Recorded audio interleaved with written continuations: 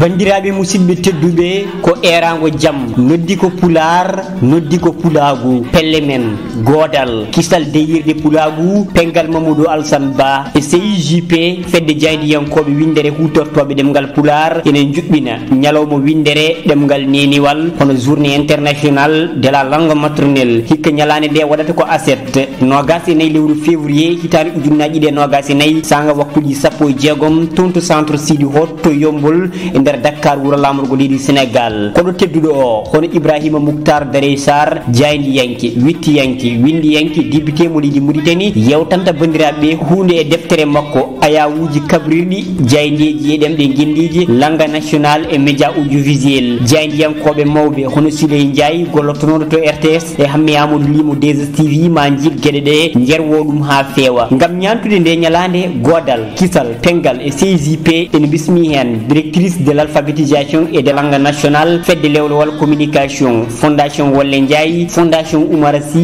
tabital pulagu Sénégal ARED ISO fedde rabit e gardugol Ceerno Madani Mountaga Tall e fedde ɓamtare leydi e rata def e ko nandi hen an bandam debbo gorko onon mawɓe e sukaɓe fof feɗen nodda to centre Sidi Hott Yombol e nder Dakar lamorgo leydi Sénégal godal kisal e pengal e CIJP ina faadi en toon ñine nogas e nayyi colte février hitande ujunnaji ɗiɗi e nogas e nayyi ñalawma beela ñalawma tarik